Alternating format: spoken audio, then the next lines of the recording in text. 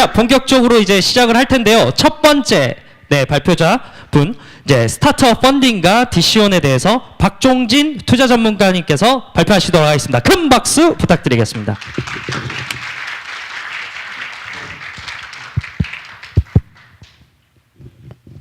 예, 안녕하세요.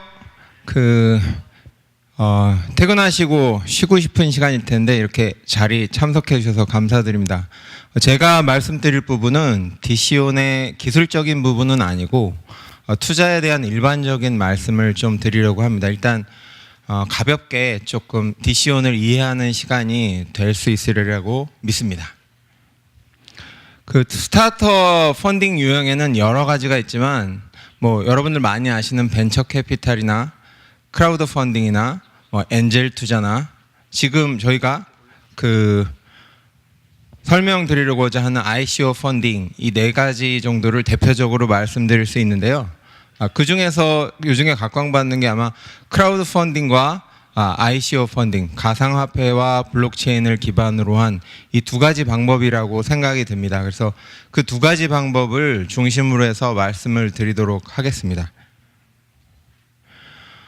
크라우드 펀딩하고 가상화폐 중에서는 저희 DC온 플랫폼을 좀 중점으로 해서 비교를 해드릴 건데요. 일단 시장 경제에서 특히 금융시장에서는 두 양자가 존재를 하죠. 돈을 빌리려는 사람과 돈을 내가 좀 여유가 있는 사람이 빌려주고 그거에 대한 투자 수익을 얻으려는 양측이 있습니다. 두 양자가 균형점을 만났을 때 거래가 이루어질 겁니다. 그 얘기는 저희가 스타트업 투자를 할 때 양자의 입장에서 과연 이 시스템이 매력이 있는가, 유리한가 이 점을 한번 살펴볼 필요가 있다는 겁니다. 아무리 만들어 놨어도 거래가 이루어지지 않는다면 의미가 없거든요. 그래서 일단 먼저 스타트업, 그러니까 자금의 수요자죠.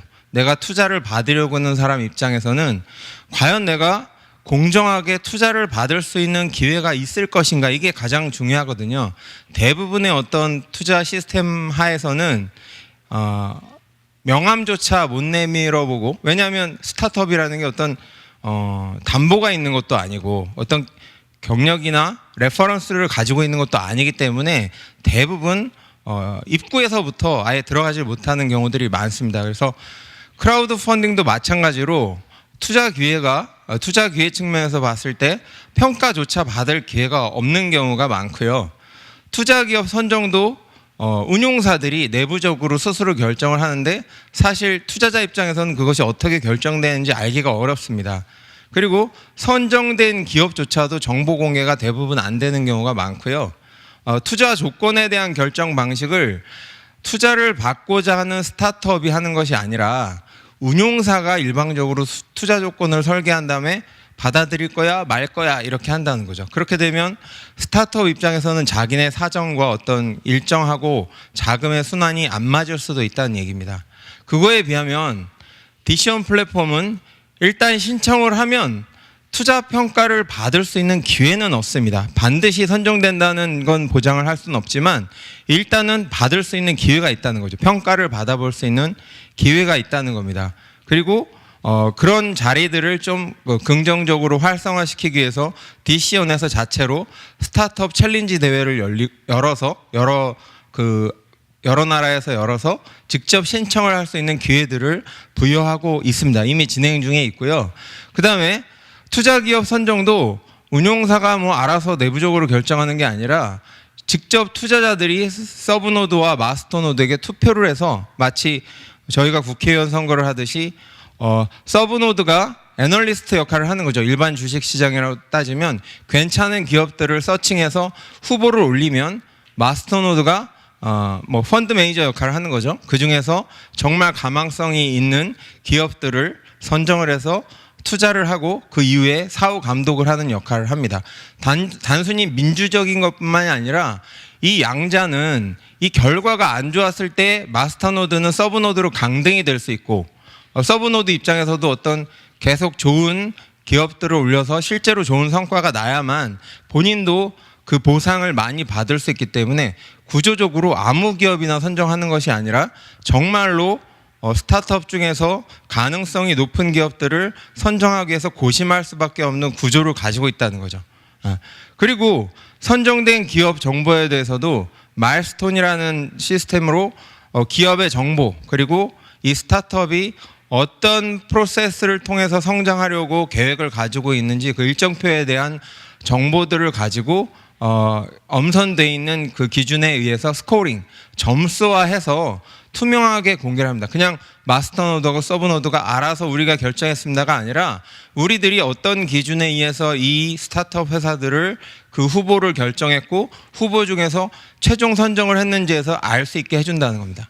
그 다음에 투자 조건 결정 방식도 운용사인 DC원에서 결정을 하는 것이 아니라 스타트업이 직접 설계를 하는데, 이게 어떤 장점이 있냐면 먼저 스타트업이 자기네들의 현금 흐름인 계획이 있을 거 아닙니까? 자기네들 사업 추진에 있어서 돈이 많이 들어가는 시기가 있을 거고 어느 정도는 수익이 나올 수 있는 시기가 있을 텐데 그것에 맞춰서 설계를 할 거고요. 또 한 가지는 여러 스타트업이 경쟁을 할 때 아까 스코어링을 한다고 했는데 이 단계에서 스타트업이 어떻게 투자 수익을 돌려줄 건가에 대해서도 평가 항목이 있습니다. 그러므로 스타트업끼리 이 마일스톤, 그 다음에 어떤 투자 수익의 투자 조건에 대한 그 방식을 제시를 할 때 투자자의 입장을 당연히 고려해서 본인들의 사정과 투자자의 수익 그 회수 기간 뭐 이런 것들을 같이 고려해서 당연히 유리하게, 투자자 입장에서도 유리하게 제시를 할 수 있도록 이런 시스템을 만들어 놓은 것입니다.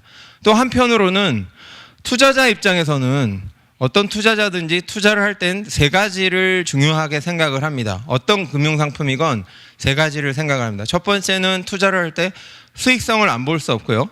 그 수익성을 고려하지만 수익성에는 또 그 수익성 못지않게 중요한 것이 안정성과 유동성입니다. 안정성이라는 건 어느 정도는 가치가 보존되느냐, 투자이긴 하지만 그거에 대한 부분. 또 한 가지는 내가 정 급할 때 여유 있을 줄 알고 투자를 했는데 내가 급한 사정이 생겨서 어떤 현금화를 시켜야 될 때 유동화를 시킬 수 있느냐, 이런 것들을 봐야 하거든요.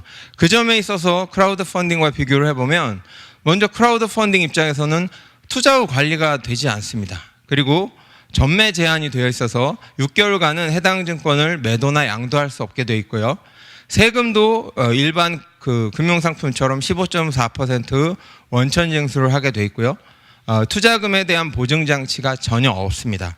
그것에 비해서 DC원 플랫폼은 투자 후 관리가 펀딩 매니지먼트라는 이 제도를 통해서 마스터 노드에 의해서 이 마일스톤대로 실제로 이 스타트업이 진행되고 있는지 중간중간 체크를 하고, 만약에 심각한 오류가 있을 때, 그러니까 계획대로 진행되지 않을 때는 처음에 투자를 100% 다 하는 것이 아니기 때문에 중간에 투자를 보유할 수도 있습니다. 리스크가 너무 커지니까 그런 관리가 된다는 점에서 투자자의 안정성을 어느 정도 보완해 줄 수 있는 장점이 있고요.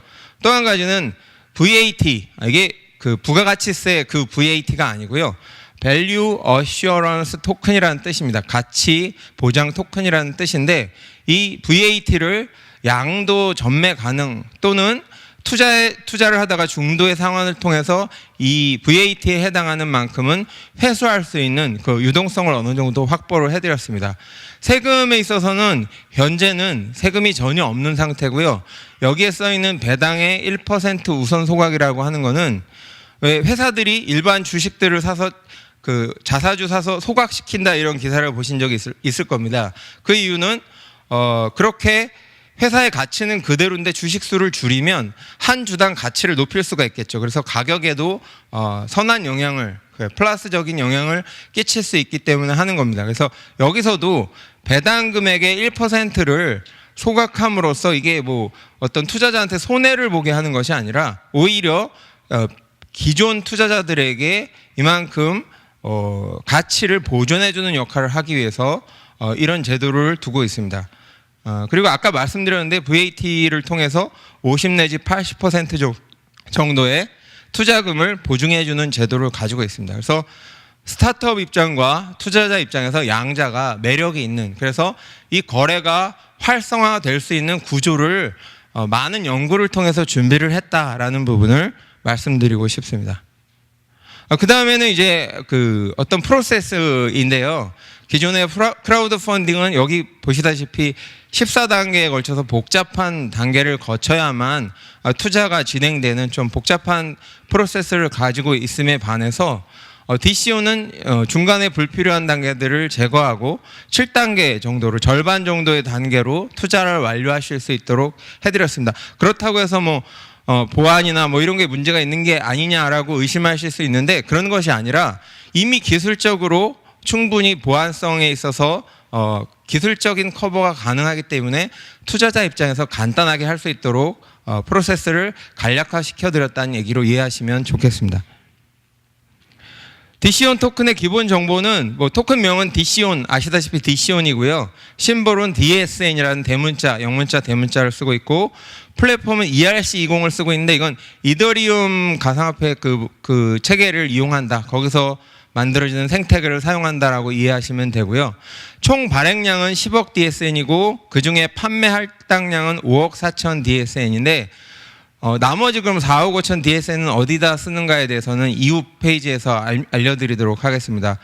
소프트 캡은 하한선이고요. 15,000 이더리움, 하드 캡은 상한선 18만 3,333 이더리움.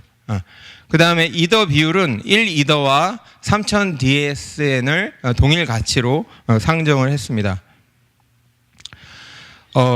여타 그러면 만약에 가상화폐가 유망하다라고 하면 아까 말씀드렸다시피 그 크라우드 펀딩과 비교한 점도 있었지만 다른 토큰들과 다른 가상화폐들과 DCN이 가지고 있는 장점이 뭐냐 그것에 비해서 DCON이 가지고 있는 장점이 뭐냐를 이제 마지막으로 말씀드리려고 하는데요. 먼저 보시면 뭐 실명을 말할 수는 없어서 이렇게 BI, 뭐 T 이렇게 표현했지만 실제로 존재하는 코인들입니다. 총 발행량 중에서 이 제일 큰 게 이제 세일 판매분이고요. 나머지 분들이 있는데 이 나머지 분들이 글씨가 좀 작아서 안 보이겠지만 교재에는 아마 그 배포된 자료에는 있을 겁니다. 작게는 20%에서 많게는 뭐 40%, 50% 가까이 판매가 되고 나머지 분량을 가지고 개발자라든지 초기 참여자라든지 이런 사람들에게 나누어 주고 있습니다. 다른 코인들은. 그런데 저희는 어떻게 계획을 하고 있냐면 세일된 부분 외에 나머지 45%가 있는데 40%에 대해서는 이 판매분 중에서 미판매분 중에서 팀이나 어드바이저에게 분배되는 분량이 전혀 없습니다. 그리고 요 작게 잡혀 있는 5%도 바운티 지금 오늘도 저희가 에어드랍 해드린다고 했는데 이렇게 어떤 홍보 목적이라든지 이런 행사에 참여해 주시는 분들에게 어떤 이벤트 형태의 그런 용도로 사용하고자 잡혀져 있습니다.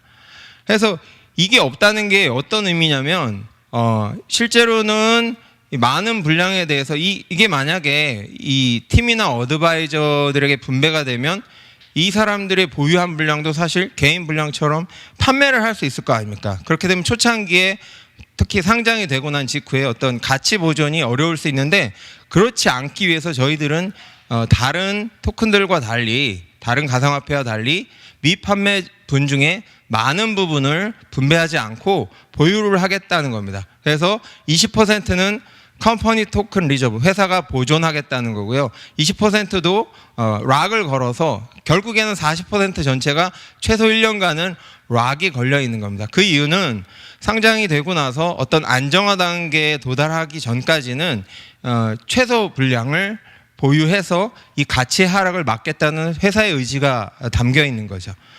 그리고 그러면 1년 이후에 이 40% 락업 됐던 거는 그럼 어디다 쓸 거냐 이게 궁금하실 텐데요. 이 부분은 DCON 코인의 가치 하락을 막기 위해서 처음에는 보존을 한 거고 나중에 혹시 이 그 40%를 사용하더라도 그게 나중에라도 뭐 팀이나 어드바이저에게 분배되는 것이 아니라 플랫폼 활성화를 위해서 그런 목적으로 사용을 할 거라는 거죠.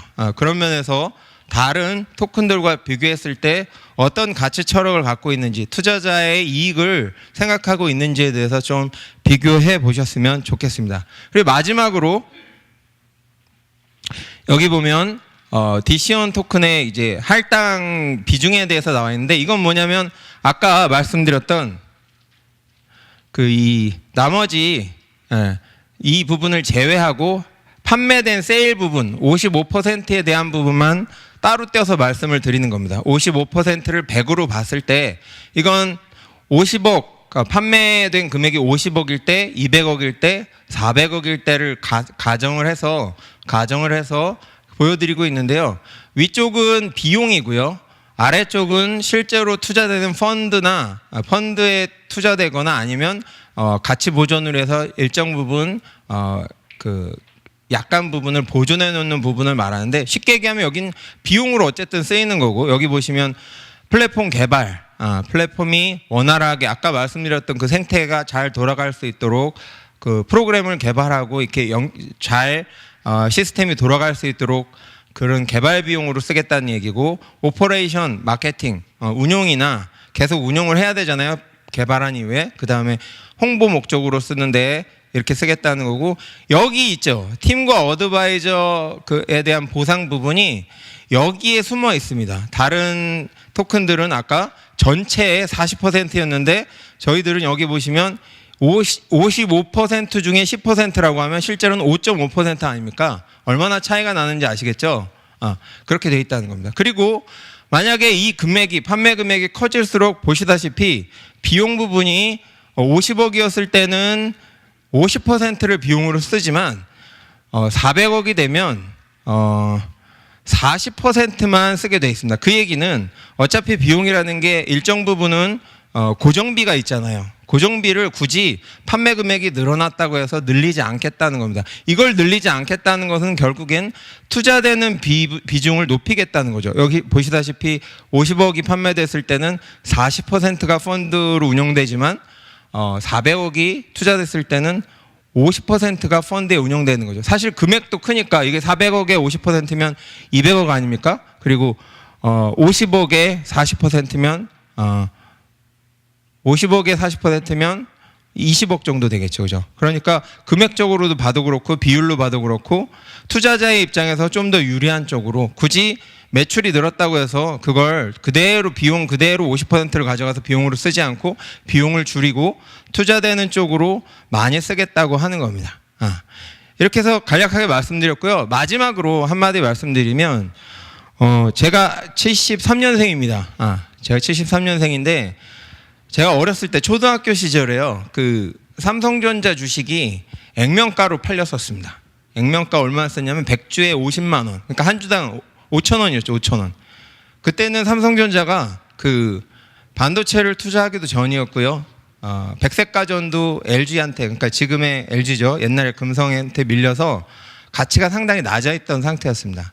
근데 그 삼성전자가 반도체를 투자하고 본격적으로 백색가전도 연구하고 그러면서 브랜드 네임밸류가 올라가면서 최근에 뭐 액면 분할했지만 액면 분할하기 전에 거의 한 275만 원대까지 올라갔었죠. 아시는 분 다 아시겠죠, 그죠? 결국에는 30년 정도 동안 얼마만큼 가치가 상승했냐면 거의 550배 정도 늘어난 거죠. 550배. 5천 원짜리가 275만 원이 됐으니까, 그죠? 예. 제가 말씀드리고 싶은 거는 디시온에 투자를 하실 때 뭐 단타를 쳐서 지금 상장 전에 구입을 하셔서 상장하고 나서 약간의 차익이 생겼을 때 판매를 하는 것도 뭐 단기 투자로서 한 가지 방법일 겁니다. 근데 만약에 저희들이 쭉 설명해 드린 내용이 정말 좋은 가치관을 가지고 있고 스타트업에게도 도움이 되고 투자자 입장에서도 매력적인 이런 구조라서 앞으로 정말 장차 큰 성장의 가능성이 보인다고 하면 단기적인 가격의 움직임에 휘둘리지 마시고 좀 가치 투자의 마음을 가지고 좀 사서 오랫동안 보유하시는 그런 투자도 한번 고려해 보시라고 추천을 해드리고 싶습니다. 예. 경청해 주셔서 감사드립니다. 네.